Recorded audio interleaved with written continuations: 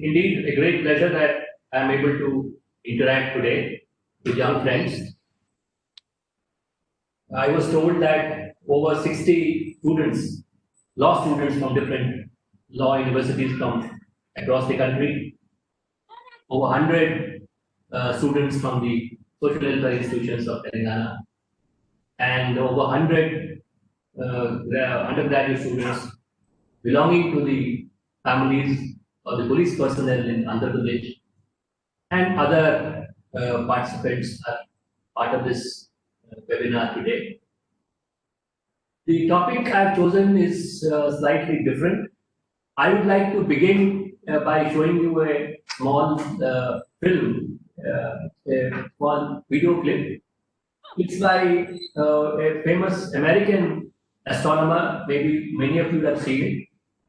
He's an astronomer, philosopher, Carl Sagan. I will show you the film, and after that, I will relate it to the topic today. Show the film, please.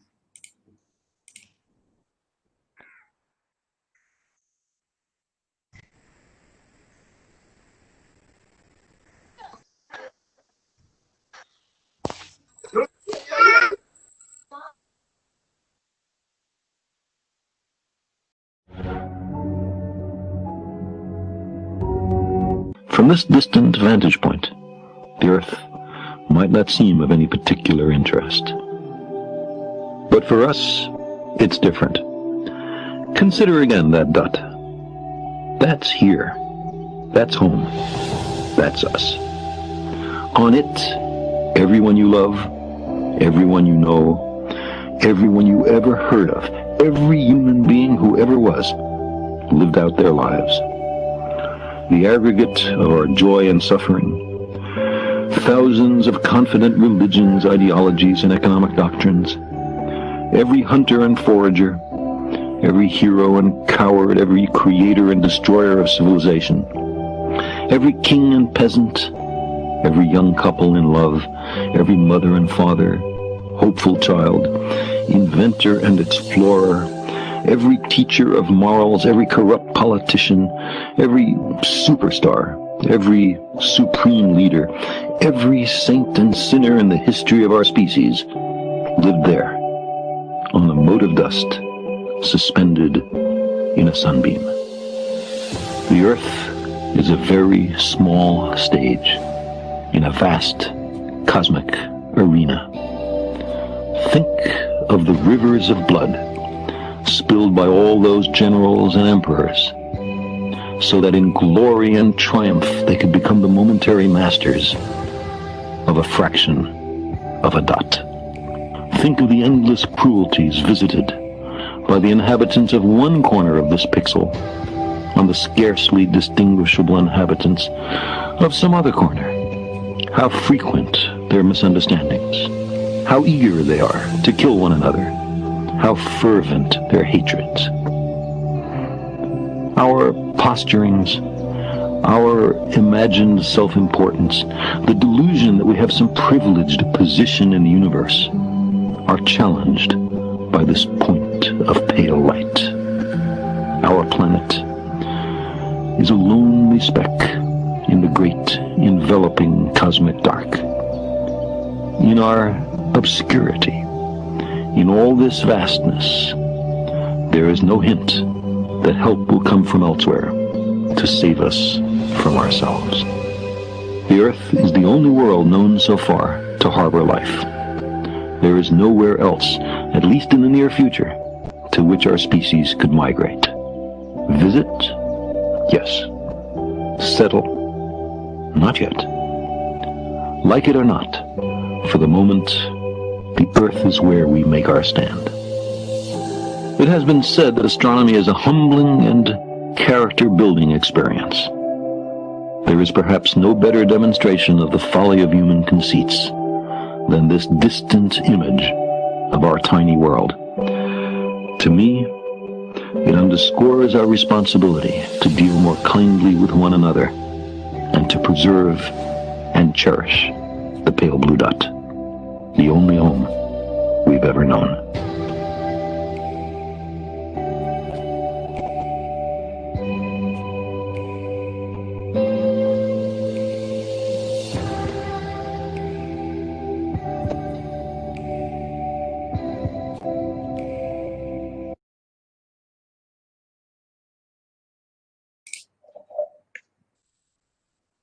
This video clip, which is also known as the paid blue dot, in a way sums up the overall experience of the pandemic that we had in the last 5 to 6 months. The pandemic broke out somewhere around the Chinese New Year, that is in January, February in Wuhan, and started spreading. The last 5 6 months, if anything it has done is to humble the human beings. It's a humbling experience. We in the paid blue dot need to know our position, where we are, where we stand, that a small invisible enemy of the universe can defeat the mightiest of the countries, the most advanced of the countries who were arrogant about their scientific progress, about medical facility, about the well-being of the people. They have been caught napping. The whole world has been caught napping. I was told that all of you are interns at different levels of your career. We have to first intern as human beings to be fit to live in the post-pandemic world. In a way, this 6 months is our internship for the entire human race. We are learning new things. We are learning new normals, new ways of life. Next. In other words, the models that we have followed over the last 400-500 years, that has become irrelevant.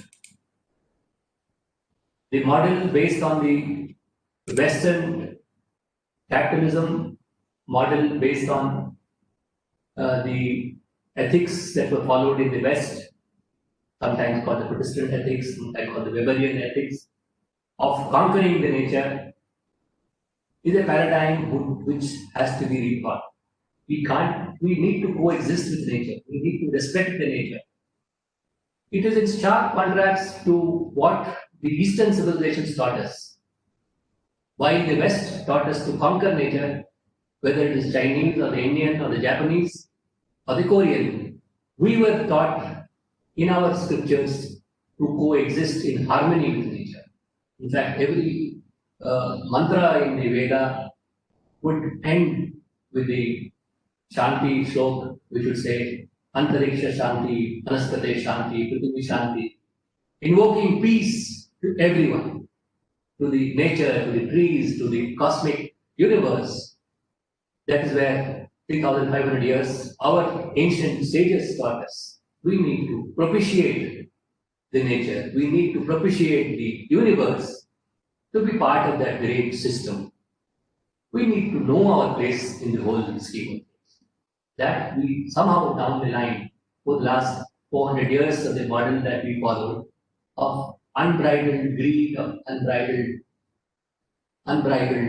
industrial growth, of revolution that overtook the world, had tended to forget.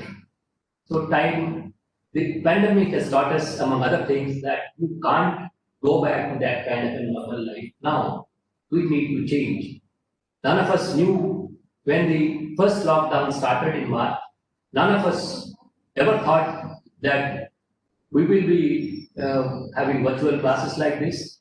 We will be forced to interact virtually online, this kind of a medium. We do.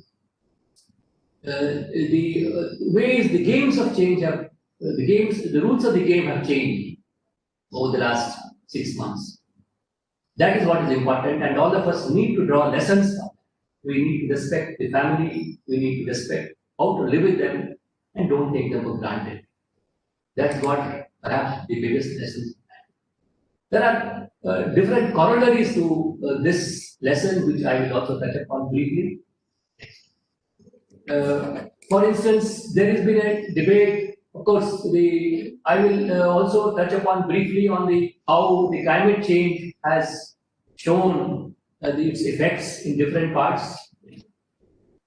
We will, when I try to link the lessons of the pandemic with that of sustainable development goals, we need to say how to make it sustainable both environmentally as well as socially. There are different debates which are raging all over the world This is a cartoon of mine who shows the debate on life or liberty. Whether to wear a mask, a simple thing which we thought. In India, we all of us accepted that yes, we need to wear a mask. But in USA, there is a big debate going on whether to wear a mask or not. Whether it is against the concept of liberty that America stands for. This is a cartoon of mine which I tried to bring out that irony. In India, the debate was between life and livelihood.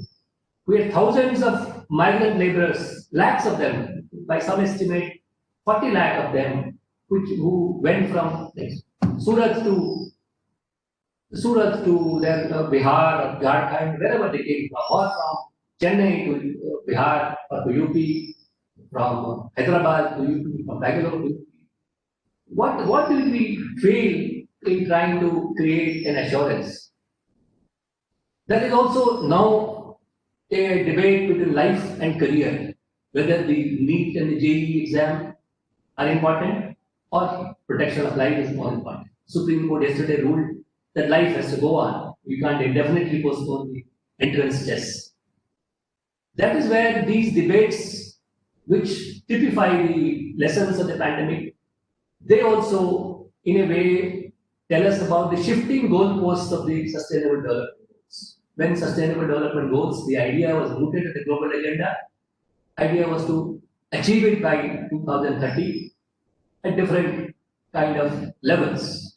I will now come to those goals briefly. Many of you must be aware of it already, but I will repeat it and try to link with these how the pandemic has brought out different dimensions to these goals. How achieving these goals today is even more difficult than we thought 15 years ago or 10 years ago. Next.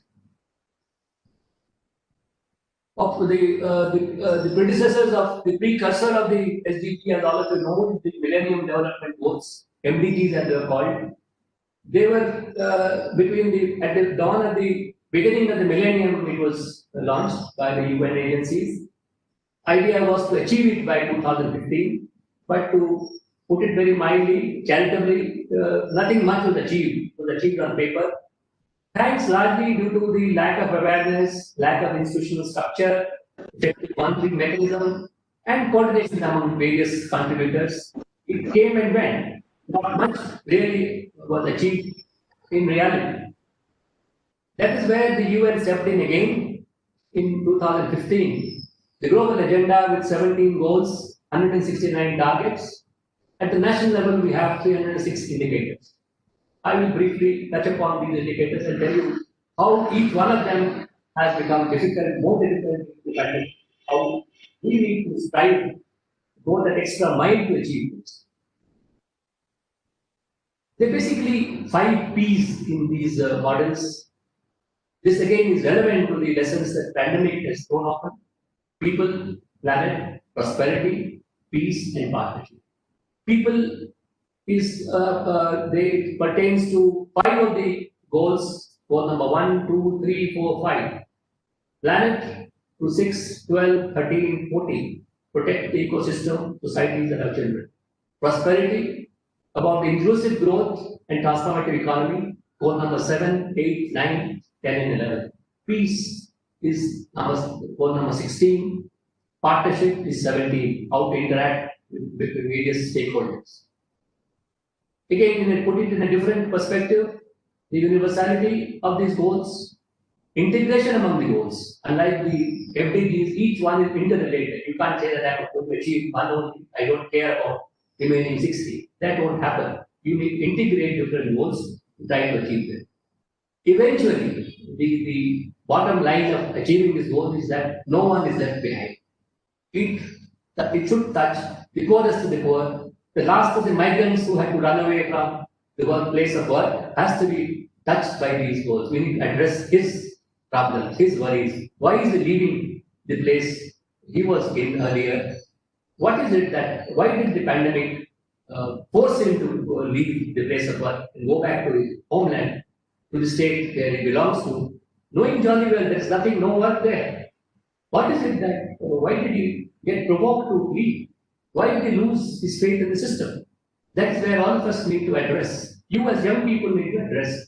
This is what our generation in a way has failed largely in achieving, creating that confidence, inspiring that confidence in the poorest of the poor in our country.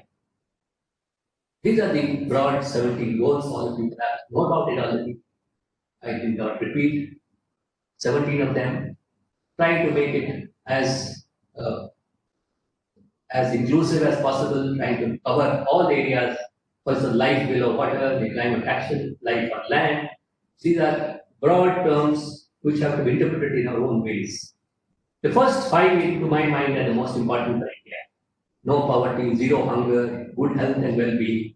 The third goal is what has come to focus during the pandemic even more.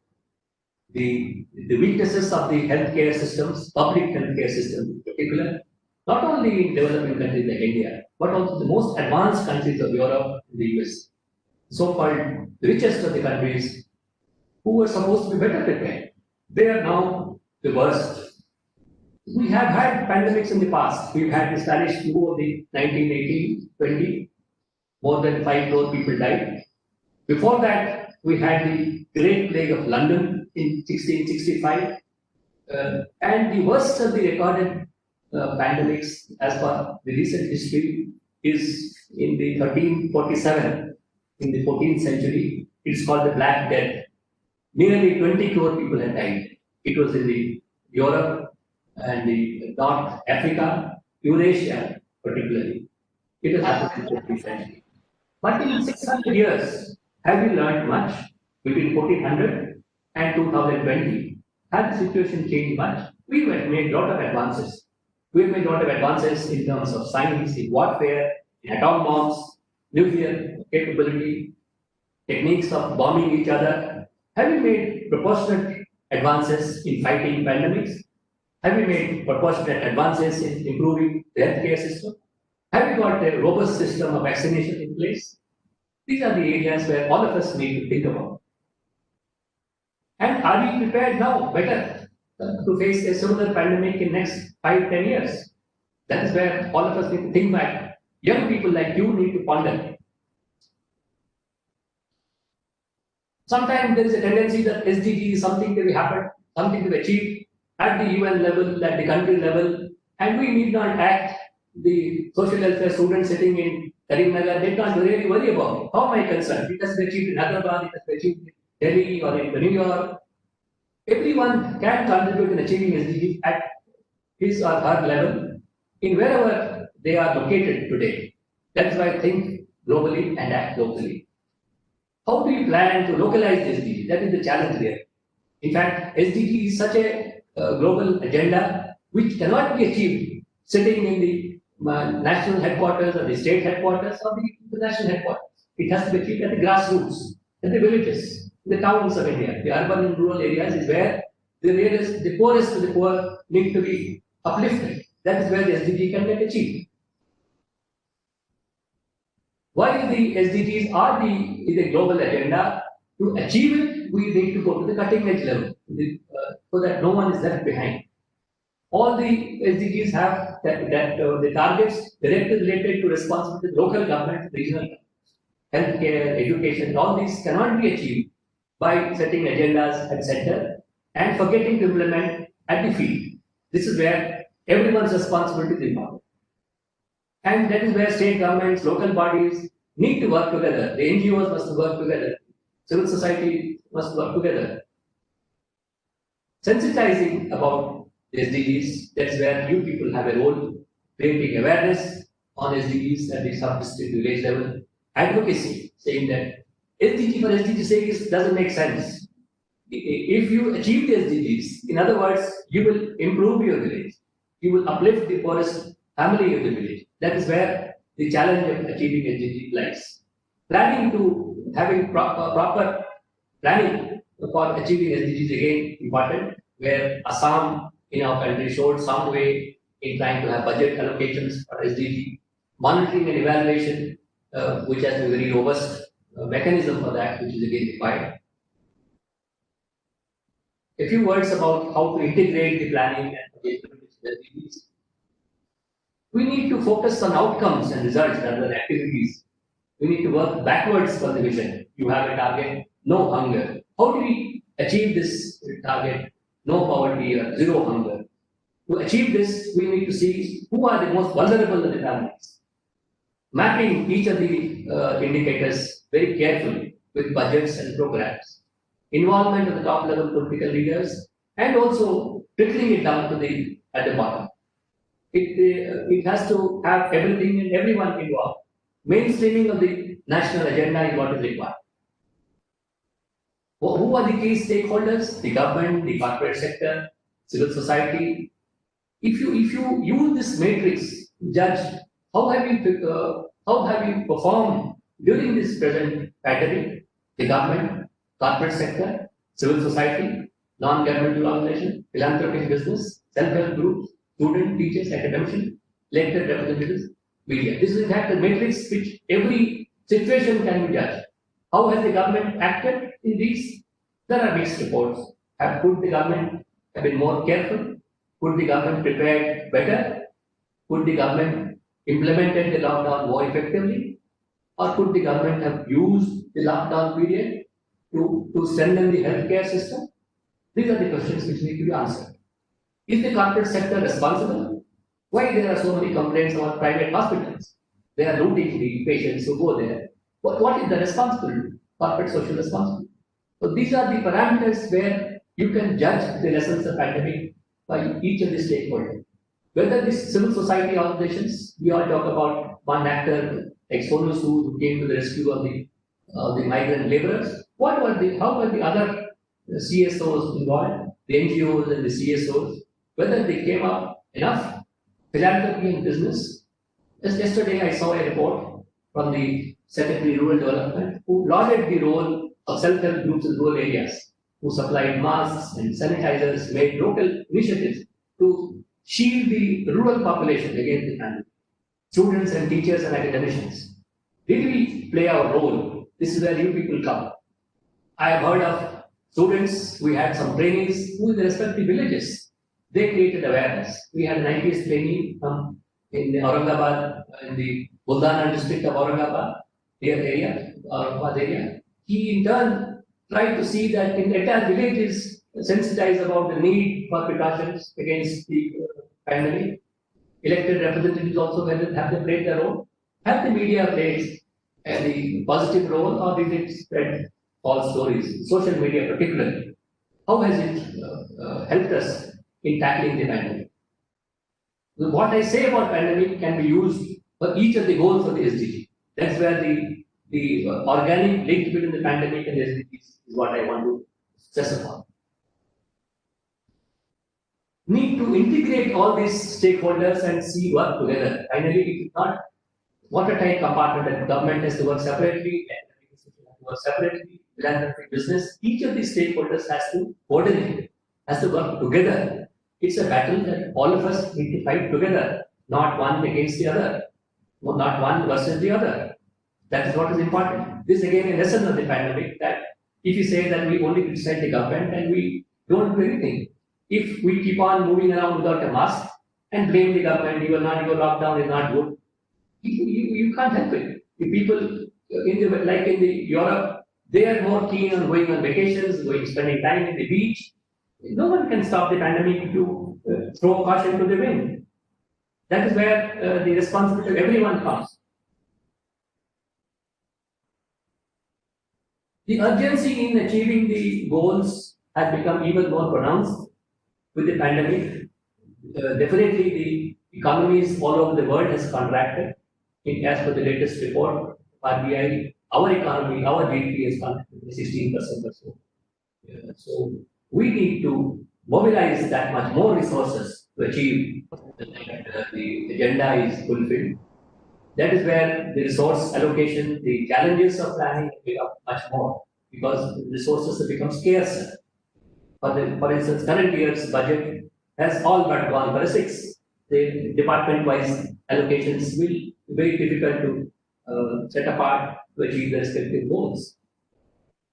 Dovetailing the different programs to achieving SDGs in different states is again important. Communicating the new agenda of SDGs at the national, sub-national, local levels is another area we need to focus on. And all players need to participate. It's not as if only by a diktat from government of India or the state government dictatorship. That's where the accountability at all levels must be ensured. All that I'm saying about SDGs also is appropriate for tackling the pandemic. Eventually, respect the universal, interlinked, and indivisible nature of the agenda. This is again another lesson of the pandemic that all of us have learned. You can't say that we don't care what somebody in Wuhan does. We are protected against the virus. The virus does not understand territorial boundaries. You may be the richest area in Bombay. You can say, I don't care what happens in Arabi. It is going to affect you as well. The universal nature of the pandemic has taught us that we can't isolate ourselves. We swim must sink together as a human race. That's where I began by saying all the entire human race is interning in the new ways of life. We need to forget the old ways of working the way we want, traveling and expanding our carbon footprint the way we want. We need to get used to new ways of life. In the near future, I don't foresee a normal returning to the past way. It will be pity if we forget the lessons of the pandemic and go back to our earlier ways of unbridled greed, unbridled exploitation of nature. That is what has led to this in many ways. Monitoring and evaluation of how we have achieved what we have done in the last several years. That is what is important. Every district needs to have a dashboard for the collectors, as we are having a dashboard now for the pandemic growth. Mid-course corrections wherever necessary, and redesign strategies based on the feedback that we get. In Telangana, we have the issue of how to link it up with the concept for the Bangaru Telangana, the Golden Telangana. This is an example case study of what state, how do we will link Bangaru Telangana and then I will skip this. This is what we have been doing in this Dr. Ramesh briefly mentioned about the SDG center that we have in the school. It's called Center of Sustainable Development Goals. We involve our trainees in learning about SDGs, preparing action plans for the village levels. They go on village visits and we ask them to prepare village level action plans. This is a picture of the inauguration of this center.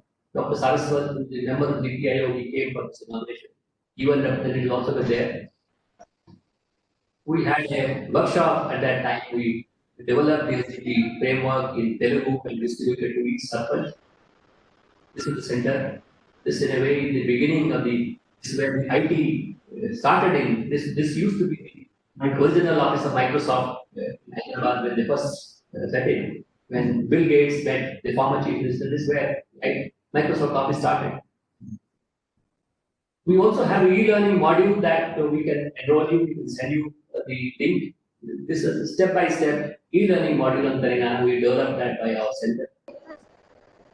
I would like to end with this cartoon of mine, which is a tribute to Acharya, saying that this pandemic also shall pass, and together we shall work together to see that we shall overcome this pandemic.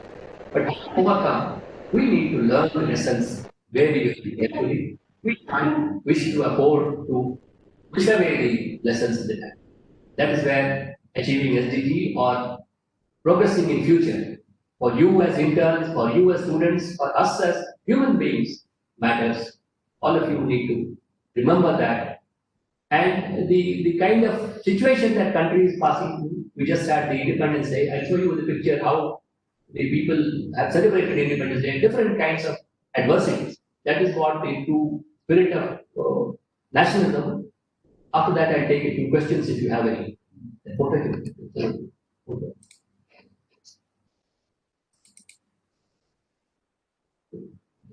This is a picture which came out in social media. How people half-clad children, they are paying their tribute to motherland.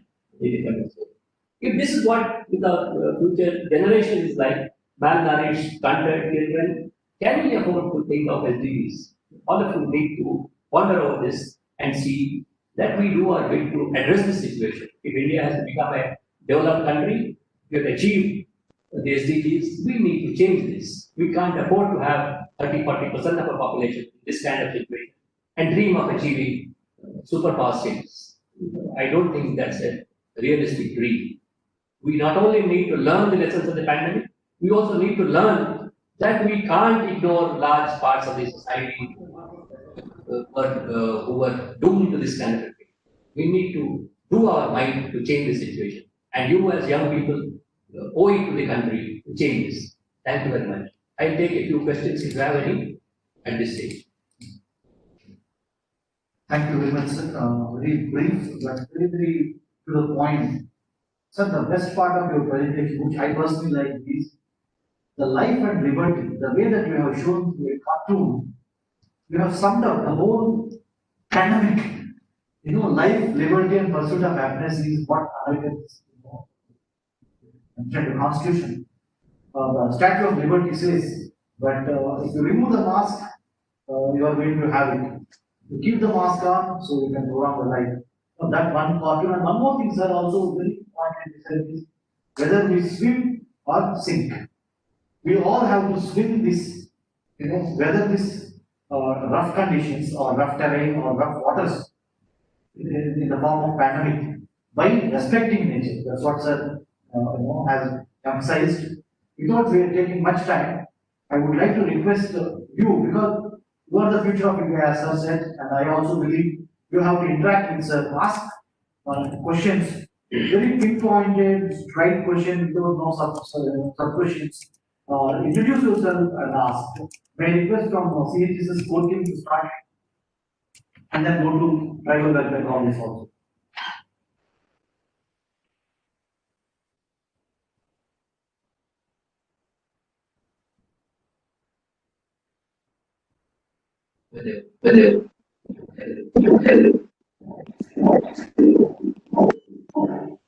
Yeah. Okay, Amritrashmi, you can ask. Sir, how MDG's period is helpful in development?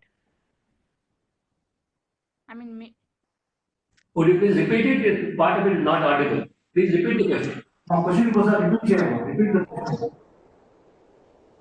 Millennium Development Goals, how is it helpful in development, sir?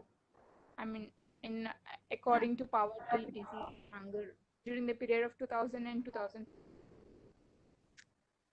That's what I mentioned, that Millennium Development Goals, when they were planned in 2000 and supposed to be achieved in 2015, not much was achieved. Actually, it was universally accepted as a failure. It came and went without people noticing it. That is why UN came with a new strategy of replacing it with Sustainable Development Goals. Millennium, I'm afraid the MDGs did not do their bit in wiping out poverty or achieving the goals in the real sense. That is why new global agenda was set up in 2015. It is an admission of failure that it could not achieve the goals.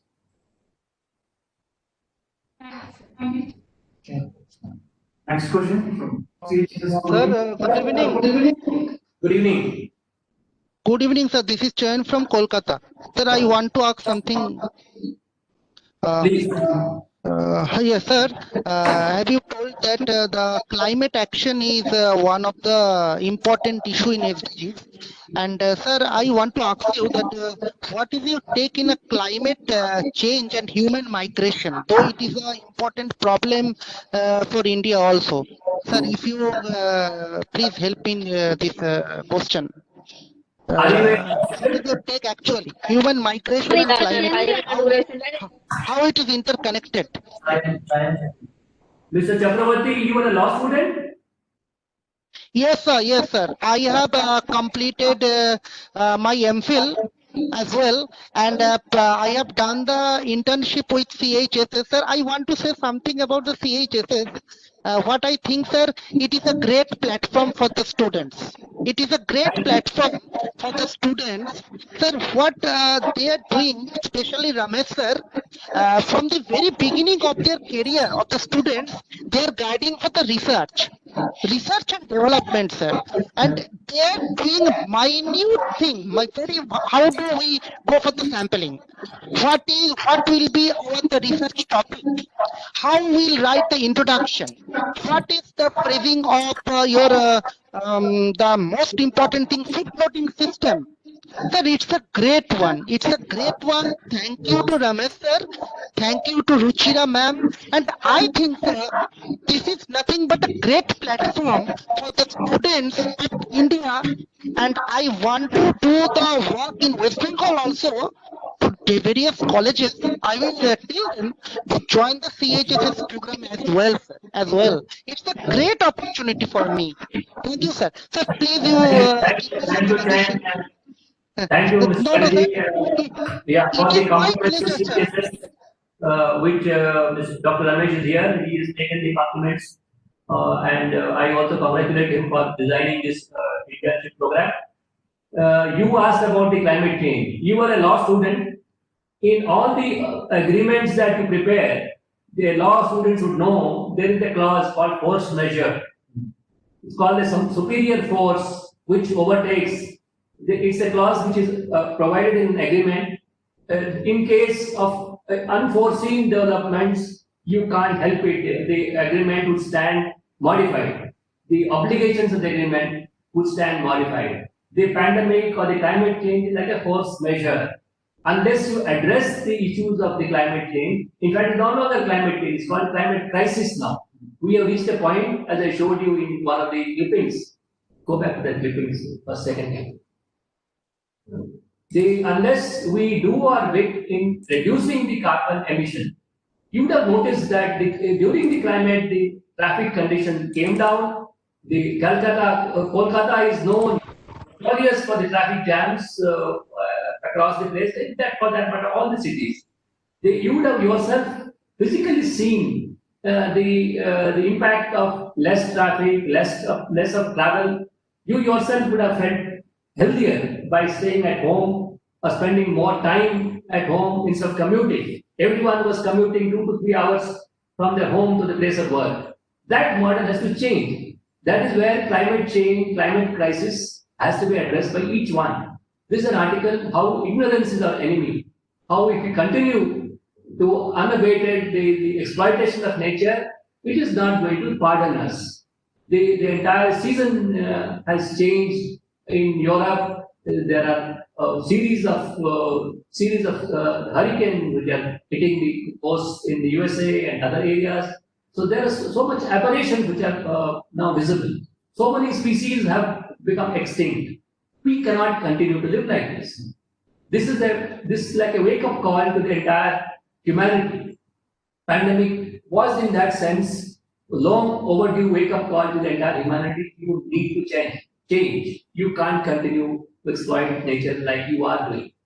So SDG also gives that message that we need to reduce our carbon footprint as a human race in general. Thank you. I hope that answers your question. Any other question? Yeah, next. Thank you, sir. Jai Hind. Jai Hind. Good evening, sir. It's a nice presentation you have done regarding SDG. So recently in the news, there is a controversy about this EIA draft. Yeah, I can hear you. Go ahead. So would it impact the SDGs that had formed in our India? It's again a dilemma that a country like us we face: development versus the environment. Whether the needs of development can override the needs of sustainable environmental protection. That is where the challenge lies. There is a feeling that the change procedure dilutes the safeguards which are there to protect the environment. If that is so, it is going to harm us. Development has to be at the cost, cannot be at the cost of environmental protection. But again, environmental protection has to be realistically seen what can be done, what cannot be done. So that is where very fine balance has to be drawn by the planners, implemented by everyone. But the EIA or the environmental impact assessment norms to that extent need to be careful in not diluting the safeguards which are there in protecting the life. Thank you. Chat box, there were questions. Thank you, sir. Thank you. Ishani, Bhavana? Yes, sir. Yeah. Sir, there is a question from one of the participant, Brahmara. She's asking your opinion, sir, on the balance between subsistence of nature and individual liberty. Please ask that again. I couldn't get your question fully. Please repeat it. Balance between the subsistence of nature and individual liberty. She wants to know your opinion, sir. Sustenance of nature and individual liberty, balance. Yes, sir. That is what I began by saying, that the Western model, where the hero, the Hercules, which conquers nature, we were taught in our culture not to conquer nature but to coexist with nature. Whether the Korean concept of yin and yang, the Indian concept of the Antariksha Shanti, Vasudha Shanti, Burhaspati Shanti, the mantras that our ancient sages taught us, propitiating the nature was the Eastern model, Oriental model of civilization. Western model focused on conquering nature, defeating nature. That is what I mentioned in this 4 months of the pandemic. It has thought that the last 400 years model of conquering nature has landed us in this kind of a soup, where we don't know which kind of viruses can be grown, whether there is a link between the unbridled exploitation of nature and the pandemic. There is no answer as yet, because no one knows the origin of the virus, the nature of the virus fully as yet. We are still groping, trying to prepare vaccines for it. So unless we try to balance our individual liberty, the individual greed for whatever we want to do, with that of the collective necessity for control, collective necessity to see that precautions are taken. The debate, so-called debate in the USA about life and liberty is pointed to that. Many of them are still refusing to wear a mask, which I just can't imagine. How does wearing a mask take away your liberty? That to protect yourself. You are at liberty to die, but you can't be allowed to correct it. It's like saying that it's my right, my life, I can do whatever I want to. It is an absurd logic. You are not only committing harakiri, you are also exposing others to the danger by spreading it. If it is your own life, it's okay. You can do what you want to do. But nothing gives you right to spread it to others. By not wearing a mask, if you are asymptomatic and you're spreading the pandemic, your liberty has to be, reasonable restrictions, as the Indian Constitution says, has to be enforced there. My right to move around my hand will end where the other person's the face comes. I can't indefinitely move around my hand, saying that is my hand, my life, my liberty. That's where the limits of individual liberty have to be defined. Thank you. Next question, Kenny. Same chat box. No, Ishan, you come there? Chat box. Sir. Yes, sir. There is one question from Sevisha. How many countries signed the Sustainable Development Goals? To the best of my knowledge, almost everyone signed it. All important countries signed it. It's a global agenda now. The meeting was attended by 139 countries, if I remember correctly, in the UN General Assembly when it was passed. 193 countries have adopted it, including India. As the first slide of my PPT shows, the PPT will be communicated to all of you, if not already done. 193 countries have till now adopted it. So that nearly covers. Today we're talking about pandemic in 213 countries. Today's figures are, it is spread in 213 countries. The numbers are 2.2 crore people affected. 7.75 lakh people have died. This is the toll of the pandemic. So all these 213 countries are included in 193 who have adopted the SDG goal. The pandemic and SDG, there is a intricate and intrinsic link, organic link we need to realize. Thank you. Ishan, from Yeah, thank you, sir. Amma, last one question. Hello? Last Okay, one sir. question. Yeah. Can I ask a question? Where are you, Ishani? Where are you located? Sorry, sir. Where are you speaking from, Ishani? Hyderabad, sir. No, your college, introduce Your college is where? Located where? IGFI Law School, sir. Shankarpalli, Hyderabad. IGFI Law School. Okay, right. Yes, sir. How many from IGFI Law School are participating today? Interning in this group? Actually, I'm an employee of CHSS, sir. I interned with Alright. CHSS last year. Right. Now I'm working as a student project coordinator, sir. Right. Thank you. Anyone else? Any other last question? Hello, good Can I evening, go sir. for Good evening. Please Sir, go ahead. Jyotsna this side, and I'm interning with CHSS. Your my name question- again? Will you repeat your name again? Yes, sir. Sir, Jyotsna Baghel this side, and I'm interning with CHSS. Yeah. Jyotsna, where are you from? Sir, I'm from Agra, and I'm doing law from Campus Law Center, Delhi. Okay, please go ahead. Yes, sir. Sir, what is the way forward for nation states and India alike to draw a balance between development and environment conservation? Because conservation or climate crisis forms a major part of SDG goals that we have. And sir, what are the way forward for countries like India to draw that balance? I wish I could give one direct answer to that. It's a set of priorities that every country has to decide for itself in a way. Where do we draw that balance with development and environmental protection? As I referred to in answering another question, we need to see that our development needs are balanced in such a way that they are sustainable with, they are compatible with environmental protection. A development, for instance, energy requirement cannot any longer be thought of by building thermal power plants. We need to go for newer and non-polluting sources of energy like solar energy. That's an example that I want to. You may be having huge needs of power consumption, but we need to go for non-polluting and renewable sources of energy like solar energy is available readily, which are less in terms of carbon footprint. Thermal power is going to be out, if not in next 10 years, maybe in next 2-3 decades. It has to be phased out in all of the countries. We can't, for instance, build a development model based on that kind of polluting environment. That kind of, this is an example only. That is where you need to balance in every sector. What sort of development? You are from Agra, you said.